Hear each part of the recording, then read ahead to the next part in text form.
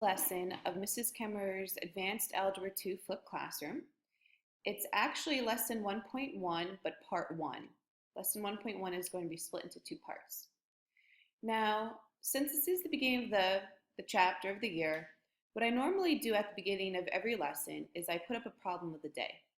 And normally a problem of the day features material that we learned the day before, with some other kind of higher level application to it. Now, obviously, this is the very first lesson, so I have no prior lessons to pull problem of the day from.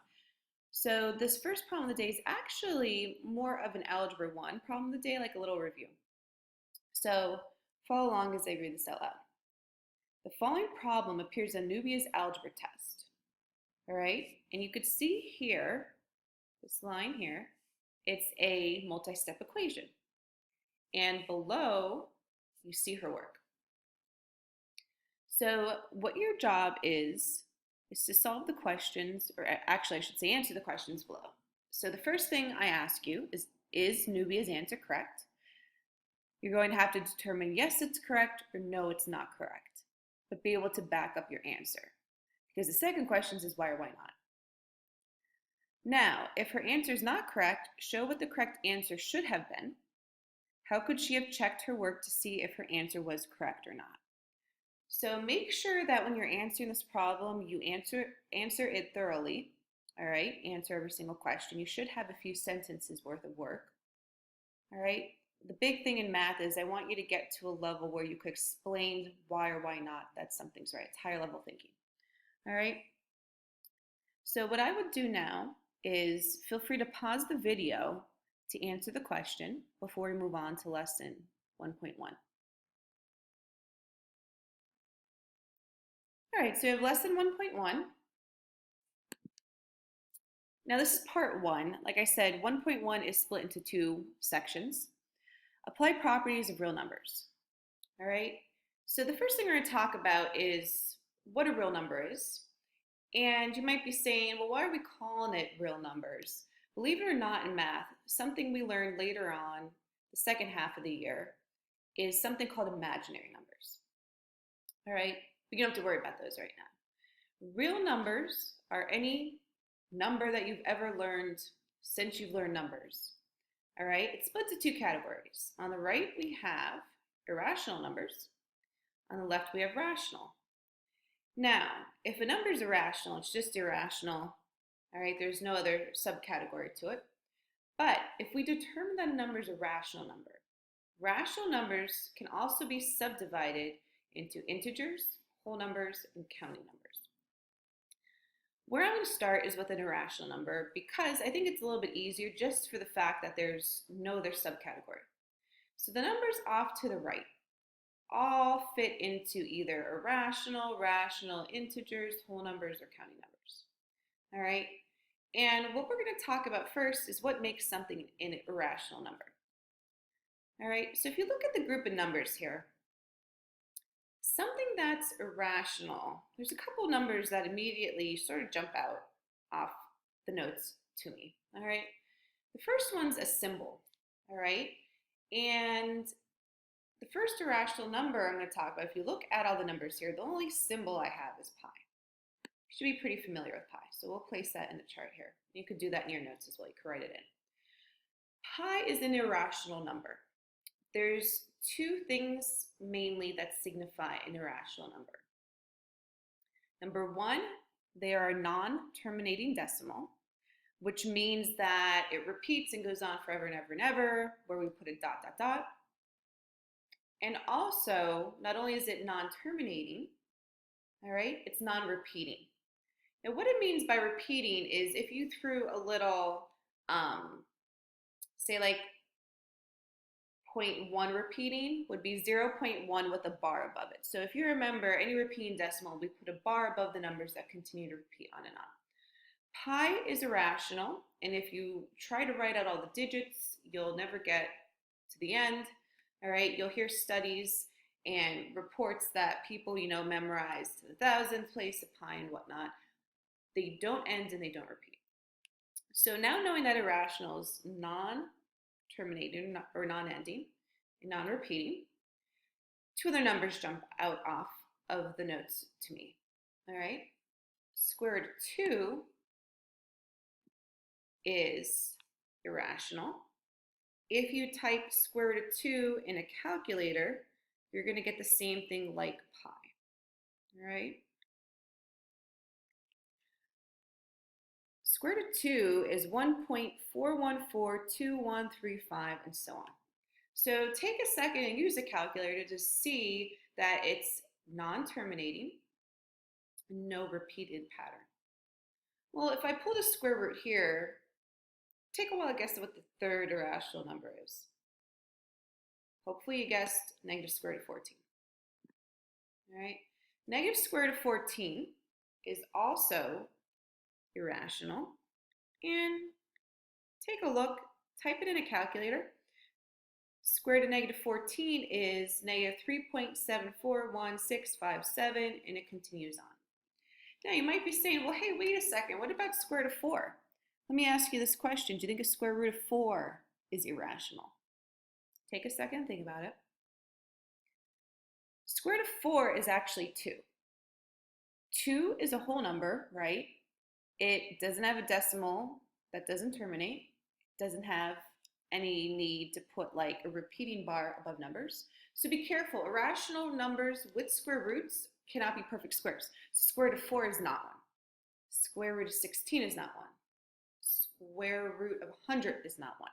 Because when you take the square root of those numbers, you get a whole number. So just be very careful with that, all right? Now as you go along, now or after I do this slide, you might want to actually write down here definitions of each of them, okay? Let's go to rational numbers next. For rational numbers, we're going to base off of what we talked about irrational. Irrational we had were non-ending decimals that do not have any digits repeated. So obviously everything else over here is a rational number. My next numbers that are rational is negative 1/3. If you type negative 1/3 in a calculator, you get negative 0.33333 and so on. But here's the thing, negative 0.3 repeating. Do you see how the digit would repeat over and over? We would put a big bar above the 3. That's the difference between rational and irrational. These do not have any repeating digits, like one number continuously. Okay? With that being said, there's one other number. 3/4 is also 1. It's a fraction, just like these would be fractions or decimals, I should say. You could convert between the two. So these are decimals, so is 3/4. 3/4 is 0.75, but it terminates, it ends. It's 0.75 and that's it. So that's the difference between rational and irrational. Now these other numbers fall into other categories. Integers are both negative and positive numbers, right? But because we have the other subcategories below it, we're only going to do the negative ones. So integers, negative 4, negative 1, negative 27. All right. Now technically, 5, 0, 16, they're all integers. But why we don't put them here is because there's another subcategory that we could continue to break them up more and more specifically. All right. Whole numbers and counting numbers. There's really not much of a difference between the two, except here's how I like to think about it. Obviously, you know whole numbers. You've done whole numbers since you were a very little kid. All right. And also counting numbers. The difference between them, whole numbers have 0 on up, 0, 1, 2, 3, 4, all the way up to infinity, right? But counting numbers I always think of when you were really little and you started to learn your numbers, right? What number did you start with? Hopefully 1. When you were a little kid, probably most of you, you would count 1, 2, 3, 4. You never counted 0. So whereas 0 and all these two other numbers are whole numbers, 5 and 6 are more specifically counting numbers. So let's recap here. Counting numbers start with 1. They're all whole numbers that are positive, 1, 2, 3, and so on. Whole numbers start with 0. 0, 1, 2, 3, on up. Positive including 0. Integers are both negative, positive, and 0. And then rational numbers are the decimals or fractions that terminate and they repeat. So make sure you write a definition for each of these in your own words. All right. Now to continue on with the next slide, talk about graphing real numbers. All right. And with graphing real numbers, some of them are going to be easy because you've graphed on a number line for probably as long as you can remember, maybe elementary school. All right. And we're going to add some irrational. The irrational numbers might be the ones that are a little bit tricky. All right. So we start from the left, -5. Here's my number line. All right. -5, that's a pretty easy one because that should be right here. We're just going to draw it right on the line. All right. Now, -3/2. I'm going to write this below here. I like to usually convert them to decimal. -3/2 is the same as -1.5, right? I'll write it right below it. And -1.5, you have to think to yourself first of all right, if you look at the number line, 0, 1, 2, 3, 4, 5, it increases going to the right. Here we call it to the left with the negative numbers, that's decreasing, right? But here's what's interesting. Normally 1 is less than 2, right? But don't forget that when it's negative, they keep getting smaller and smaller, even though the number is bigger, all right? So just be careful of that. -1.5, think to yourself, what 2 digits does it go between? All right? And 2 digits should be between -1 and -2. -1.5 is right about here. All right, you can just draw an estimate the line between them.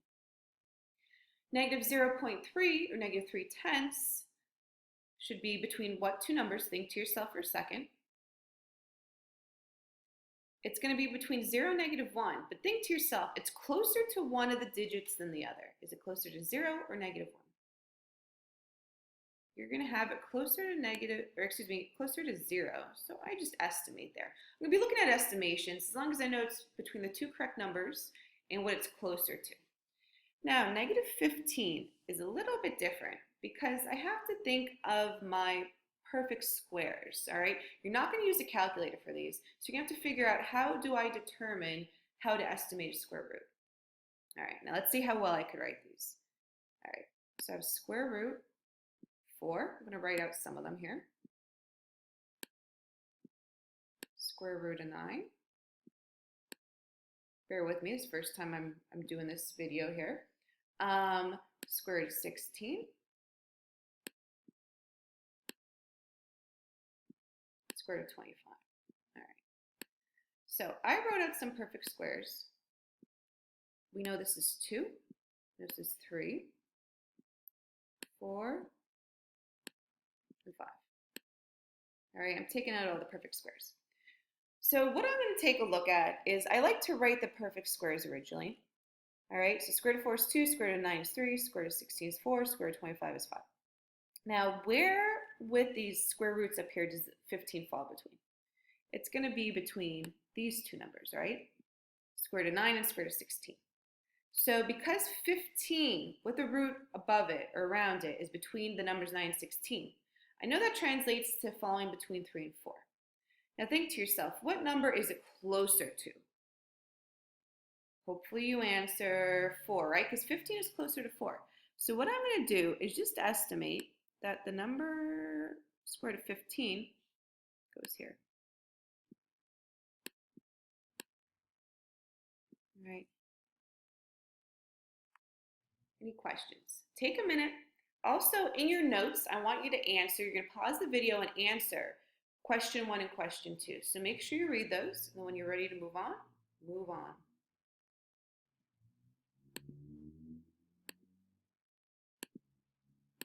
All right, the next part here, we're going to talk about properties of addition and multiplication. So take a minute here, and I want you to read through all of them. And what's going to happen right now is I'm going to get ready for the next video because I only have a certain amount of time to talk. So pause the video, read through these, and my explanation will be in the next part. 1.1 part 1 still. And where I left off with the last video is the properties of addition and multiplication. All right, and these are properties that you've learned before in Algebra 1. A lot of them should be familiar to you. First of all, we start off, in math a lot of times we'll start off with generic letters. So it says let A, B, and C be real numbers. So we just saw earlier what constituted a real number. All right. Now, the first property, and it's one that you don't really see too often, is called closure. Closure just means if A is a real number and B is a real number, well, if we add them together, it has to be a real number. And if we multiply A and B together, well, that new number has to be a real number as well. So closure isn't very too detailed. All right, it just says if we have two real numbers and we add them, they produce a real number. If we multiply two real numbers, they produce a real number. And as you see, we have all these categories with addition and multiplication here. All right, commutative property of addition and multiplication, how I like to think of it is we commute, we move positions. Commute, I think of as driving, right? So we're just started off this morning. You start off at home, and then you came to Coughlin. And at the end of the day, you left Coughlin and went back home. So all commutative property is you're switching places or moving the letters or numbers around. A plus B equals B plus A. How does that look for multiplication? A times B equals B times A. Now, associative property. Associative property, I think of associating with friends or with people. You'll notice that the people don't move, so take a look.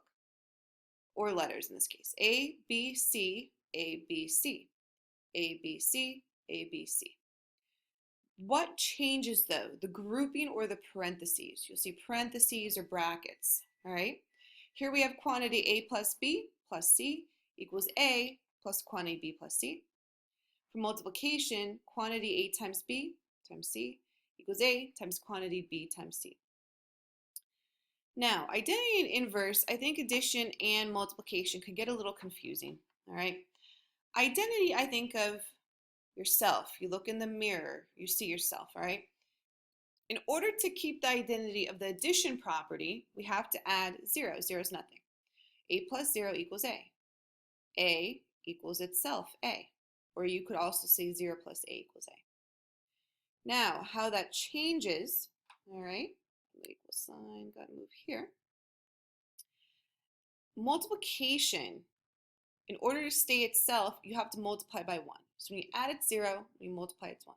A times 1 equals A equals A, 1 times A equals A equals A. So in both of these, A equals A, right?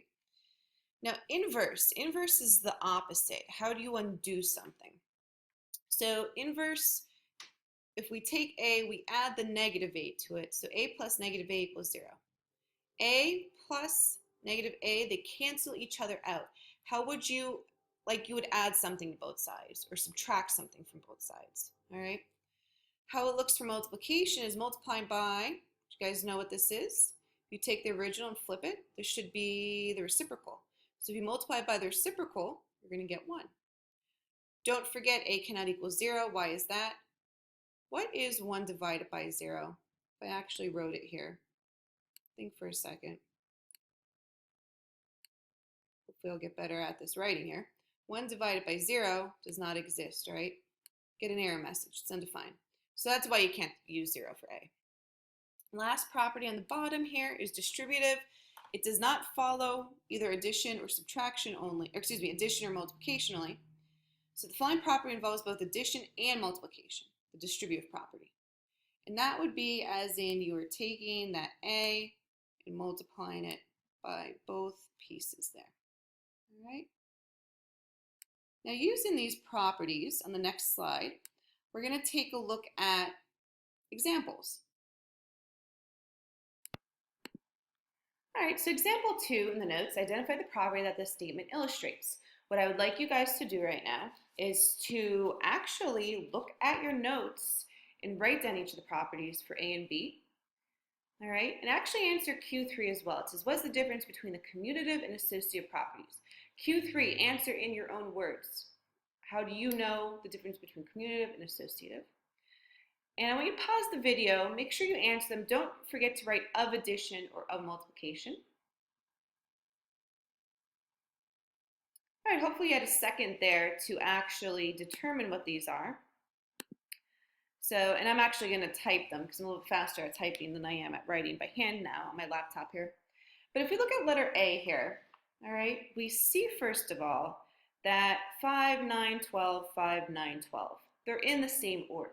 So that didn't change at all. All right. When I see that grouping is affected, all right, or they're, going from one group to the other, this is actually going to be associative property. Don't forget, it's going to be of addition. Why of addition? Well, obviously, we are adding plus plus. All right, so don't forget that part. A lot of people tend to forget the full name to it. Next one. I see that I get 250 equals 250. So actually, let's underline that for a second. I see that 250 equals itself. Equaling itself is identity. So identity property of what? Multiplication. All right. Now make sure Q3 you did answer. We'll talk about it in class tomorrow. All right. To sort of get a little bit better understanding. Now, the last part here that we're going to talk about is defining subtraction division. Well, obviously we have to talk about those because we just got done spending a lot of time on properties for addition and multiplication. Subtraction and division don't really have a lot of properties. It's just actually a definition of each. All right. So definition of subtraction, adding the opposite, or we call it additive inverse. So technically, when you do 5 minus 2, you could say the same thing as 5 plus a negative 2. You're adding the opposite, not you're adding a negative 2, all right? And technically, we would sort of do that backwards in algebra. We would clear double signs, like a plus and a minus make a negative, or minus, right? Now, definition of division, multiplying by the reciprocal. We talked about reciprocal before. We also can call that multiplicative inverse. So if I take 10 divided by 5, it's the same as saying 10 times 1/5. All right? Now, that's it for lesson 1.1, part 1. Your homework with the flipped classroom is not actually in the packet. The packet we work together in class and in groups. But these 5 problems here. Now, you might already have number 1, problem of the day, answer, and explanation. If you have it in your notes, you can leave it there, or if you want to reiterate it back on a sheet of paper. All right, but I'm okay with if you print all the notes off to fill in things as you go. 2, answer Q1, Q2, Q3. Those were the little questions throughout the lesson. And then problems 3, 4, and 5 all deal with the examples that we just covered in the lesson. Make sure you have these problems done for tomorrow. And tomorrow we'll pick up with 1.1 part 2.